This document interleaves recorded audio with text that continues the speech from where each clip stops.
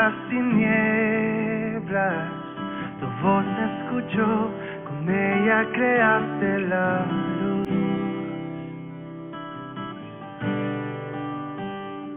Con solo hablar, creaste las galaxias con tu voz, y tu aliento a los planetas formaste. Si los cielos te adoran, yo también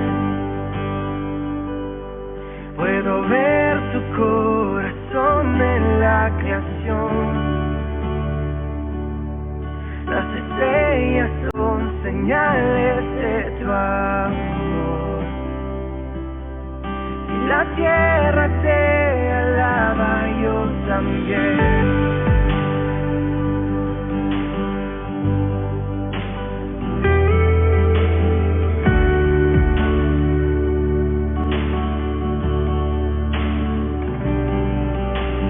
Dios de promesas, tu palabra es fiel, tus dichos permanecerán.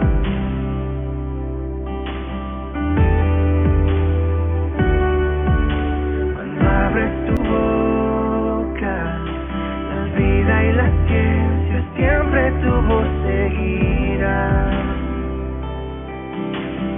Oh, con solo hablar,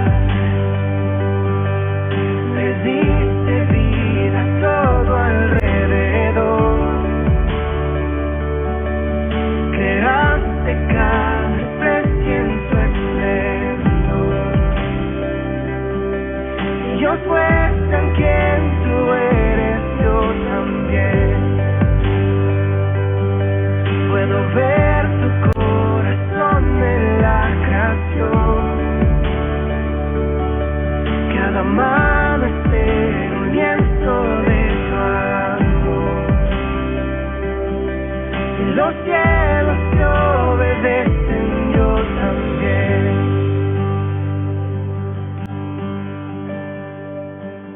Yo también.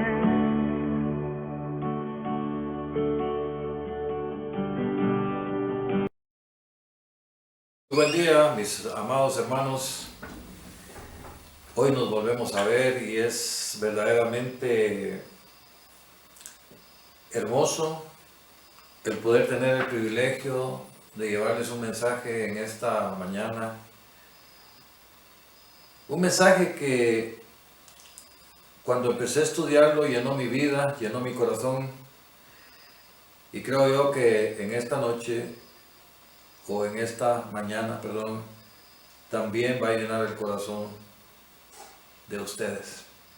Vamos a orar antes de tomar el tiempo para la meditación. Señor, te damos gracias por tu presencia en esta mañana, Señor.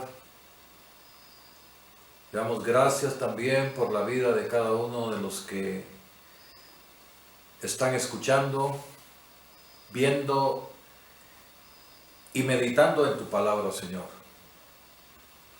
Bendícenos esta mañana, Señor. Haz que cada uno de nosotros podamos tener la bendición, Señor, de entender lo que tú quieres trasladarnos en esta mañana. Gracias te damos, Padre, en el nombre de Jesús, nuestro Salvador. Amén. No vamos a leer todo el pasaje que quiero presentar en esta ocasión, y quiero presentarles el tema que es muy hermoso cuando dice la fidelidad de Dios en tiempo de crisis. El texto lo encontramos en Primera de Reyes, primer libro de Reyes, en el capítulo 17, y vamos a leer del 1 al 6.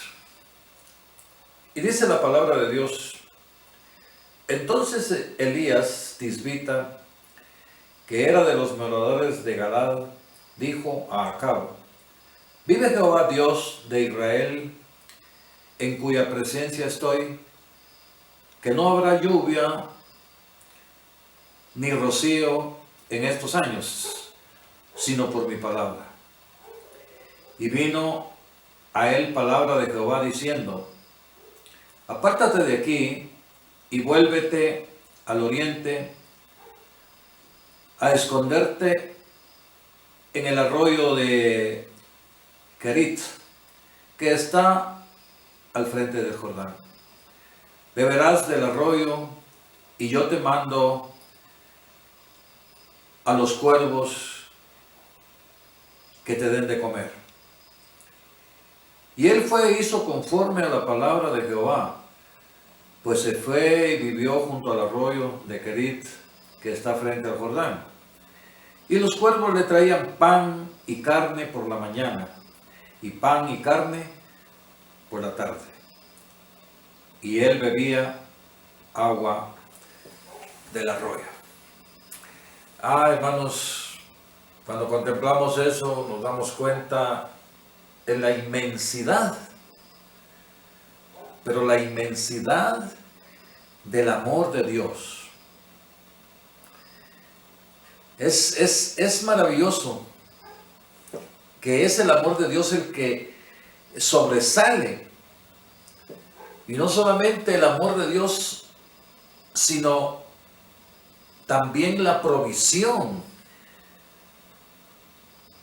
que Él nos da. Y sus hijos tenemos un lugar muy especial en el corazón de Dios. Pero podemos ver en este pasaje también el celo de Dios. Y Él siempre actúa en contra del pecado.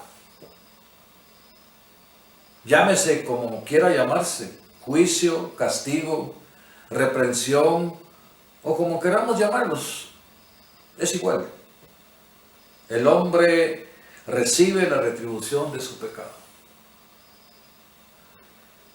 Examinamos la palabra de Dios y nos damos cuenta que el pecado del hombre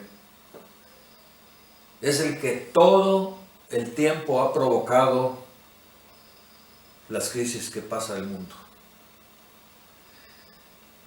La historia de este pasaje nos está dando la razón. Y nos da la razón sencillamente porque este pasaje nos enseña que lo que está sucediendo hoy, que usted y yo somos los que estamos pasando esta crisis, no es nuevo. Ha sido siempre la misma situación todo el tiempo, porque el hombre siempre ha provocado a Dios. Ha sido el hombre el que ha despertado en Dios el celo. La palabra de Dios dice que yo soy celoso, dice el Señor. Y la historia que nos ocupa en esta ocasión nos muestra a un Israel que estaba hundido en la idolatría. Israel era las 10 tribus del norte, su capital era Samaria, y llegó al trono un hombre que era orgulloso, prepotente, como era el rey Acán. El rey Acán, dice la palabra de Dios, hizo lo malo delante de los ojos del Señor. Y la Biblia dice que hizo más lo malo que sus antecesores. Esto significa que desde su llegada al trono de Israel, este era un hombre ya reprobado por Dios. Y se puede ver el pensamiento, la conducta, porque no tomó una mujer de su pueblo, no tomó una esposa de su pueblo, sino que la Biblia nos dice que tomó a una mujer, y esta mujer era una mujer mala. Esta mujer era Jezabel, hija del rey de Sidón, y era el nombre, y qué nombrecito el que tenía. Dice que se llamaba Et Baal. Imagínense. Pero Acab no solamente sirvió a Baal, sino que la Biblia dice que lo adoró. Puede imaginarse usted el corazón de un hombre de Dios, de un hombre que llevaba en sus venas la sangre del pueblo de Israel, adorando a un ídolo. Y también puso a Baal como la religión del pueblo. Solo quedó un remanente. Un remanente como siempre ha quedado todo el tiempo. Dios nunca ha quedado solo. Quedaron 7,000 personas que no adoraron a Baal.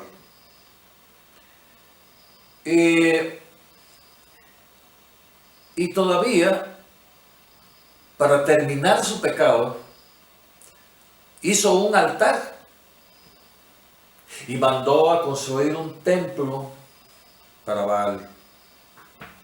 Samaria se convirtió en el centro de la idolatría.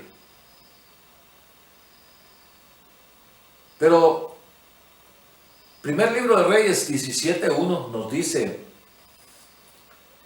entonces Elías Tisbita, que era de los moradores de Galad, dijo a Acab: vive Jehová, Dios de Israel, en cuya presencia estoy, que no habrá lluvia ni rocío en estos años, sino por mi palabra. Algo muy importante es que aparece el profeta Elías, pero un hombre con poder de Dios, con carácter de Dios, fortalecido por el Espíritu de Dios. Él era oriundo de Tisbe, de Galad. Y no cabe duda que ardía su corazón al ver la idolatría, al ver su propio pueblo que estaba adorando a Baal. Elías, que era un hombre de Dios, un mensajero de Dios, indudablemente que dobló sus rodillas y oraba para que Dios interviniera en este caso. De manera que Dios escucha a Elías, Dios escucha su oración. Y ahí mismo, donde escucha su oración, lo escoge como el instrumento que iba a usar en su mano. Y le da el poder de hablar ese mensaje, porque no estaba frente a cualquier persona. Estaba frente al rey. Y le dice: vive Jehová, en cuya presencia estoy. Como quien dice: cuídate y ten cuidado de memorizar las palabras que yo te voy a hablar hoy. Vive Jehová, en cuya presencia estoy. El mensaje no era anunciándole un castigo. El mensaje era el traslado de una advertencia, no solamente para el rey, sino era una advertencia para todo el pueblo. Y veamos el versículo 2. Después que le habló al rey, podemos ver que Dios siguió dándole instrucciones a Elías. Y entonces le dice en el versículo 2: y vino palabra de Jehová diciendo. Hay algo muy importante, que es cuando un siervo, cuando un hijo de Dios toma en cuenta que el que está hablando a mi vida es Dios. Dice aquí, vino palabra de Jehová diciendo, apártate de aquí y vuélvete al oriente y escóndete en un arroyo de Kerit que está al frente del Jordán. Dios le está dando órdenes. Dios le está diciendo que se vaya y le está diciendo que se esconda. Apártate de aquí y vuélvete al oriente y escóndete en el arroyo de Kerit. No cabe duda que la palabra de Dios es tan hermosa cuando dice el Dios eterno es tu refugio. Un refugio señalado por Dios. Un refugio donde está Dios. Porque le dice, vete a esa cueva. Aparentemente estaba escondido, pero Dios lo estaba viendo. Dios lo estaba cuidando. Era un alivio saber perfectamente que Dios iba a estar con él. Era un lugar donde tenía que esconderse, pero también era un lugar de reposo. Porque el reposo que Dios señala, ese es lo más hermoso para la vida de un hombre. A nosotros, el Señor nos ha dado nuestro reposo. Dios nos ha dado nuestro reposo. Cristo es nuestro reposo. Qué maravilloso, ¿verdad? Cuando entendemos esto, hermanos, la vida se hace más fácil. Pero vemos una de las cosas muy importantes acá. Hizo lo que Dios le indicó que hiciera. La garantía de un viaje, la garantía de una obra, la garantía de hacer algo cuando Dios lo manda, es obedecer. Muchas veces oímos la palabra y no la obedecemos. La obediencia es el aceptar la palabra que Dios nos manda. Y la obediencia también es usar los medios. Lo mandó a esconderse, lo mandó a una cueva, pero le mandó provisiones. Miren lo que le dice el Señor. Escóndete. Yo te voy a mandar cuervos que te traigan pan por la mañana y que te traigan carne. Y por la tarde también te van a traer carne y te van a traer pan. Si vemos esto, es un ministerio que Dios tiene cuidado de él.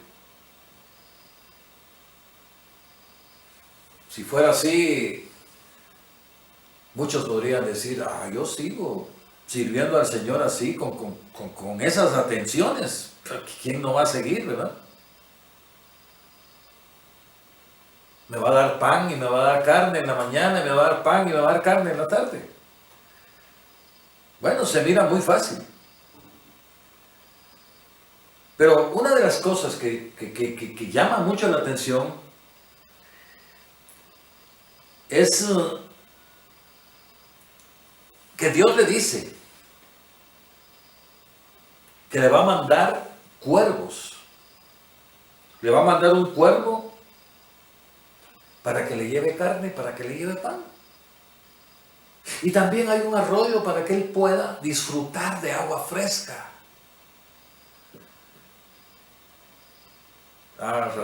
Razón tenía Jesús cuando habló con aquella mujer en Samaria y le dijo, el que tomare de esta agua, de este pozo, volverá a tener sed. Pero el que tome el agua que yo le doy, nunca más tendrá sed. Maravilloso. Ahora, una pregunta. ¿Cómo Dios mandó un cuervo? Conocemos los cuervos, ¿verdad?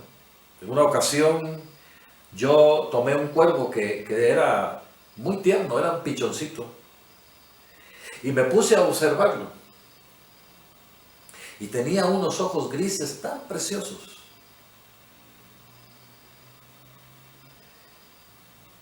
Pero la impresión que da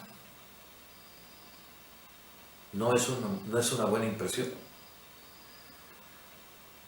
Porque el cuervo es lo que en Guatemala le llamamos un sopilote, solo que el cuervo es más pequeño. Es carroñero, le llaman. Es inmundo. Y a veces no entendemos cómo Dios hace las cosas y cómo Dios usa los medios que nosotros no podemos entender.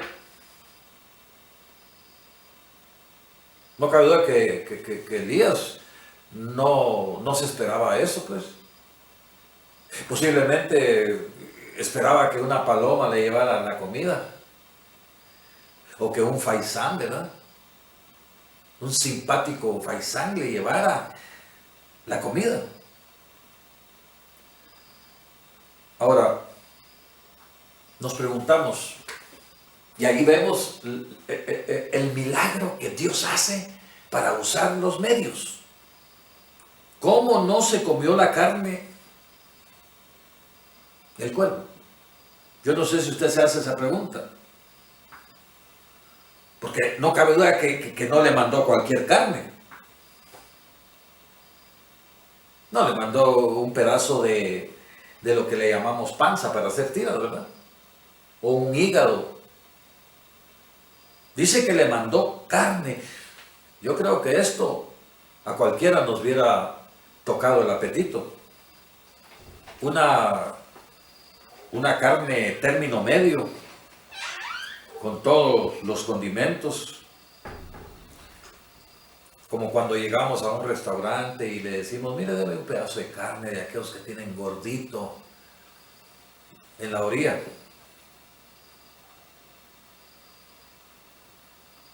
¿Cómo no se comió la carne del cuervo, verdad? Eso es lo maravilloso que Dios nos presenta en este pasaje. Pero la buena vida se termina. Llegó el momento en que Dios le dijo a Elías, terminaste esta parte de tu vida. Y el versículo 7 nos dice, pasados algunos días se secó el arroyo, porque no había llovido sobre la tierra. Vino luego palabra de Jehová, diciendo, levántate y vete a Sarepta de Sidón, y mora ahí. He aquí, yo he dado orden allí a una mujer viuda que te dé de comer. Como decía, se terminó la buena vida. Se acabó. Se secó el arroyo y el Señor le dice, levántate. ¿Qué significa cuando le dice levántate? No cabe duda que ya se había acomodado, ¿verdad?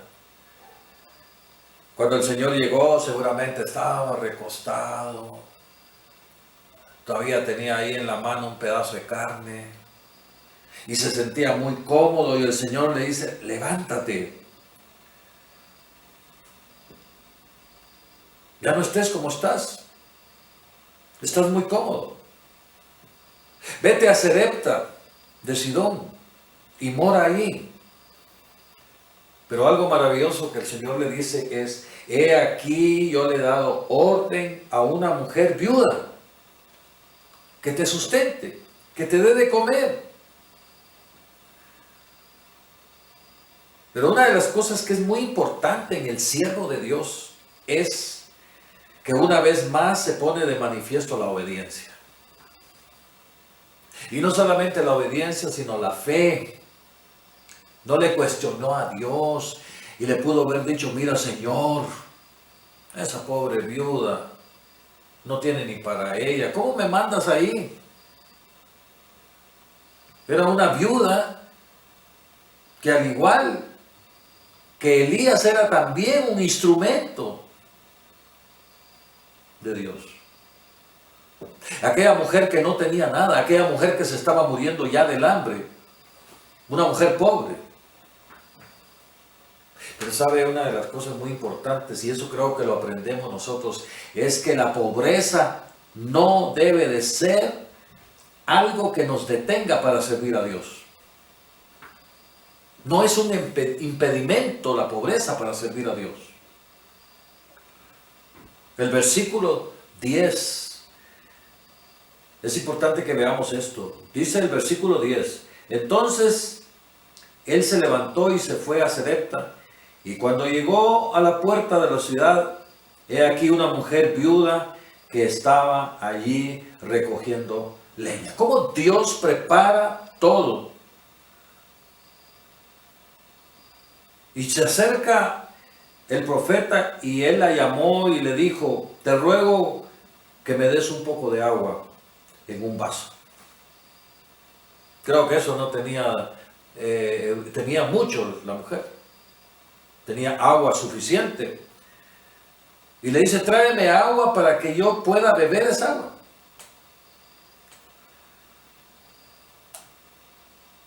Pero cuando la mujer da la vuelta y se va, él le vuelve a hablar y le llama la atención. Cuando ella iba a traer el agua, la vuelve a llamar otra vez y le dice, te ruego que me traigas también un bocado de pan.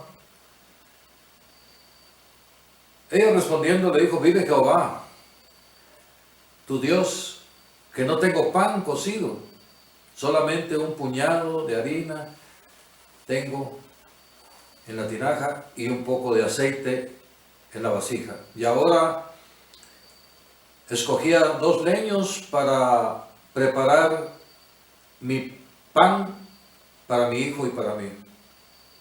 Elías le dijo, no te preocupes, hazme primero a mí y después haces para ti.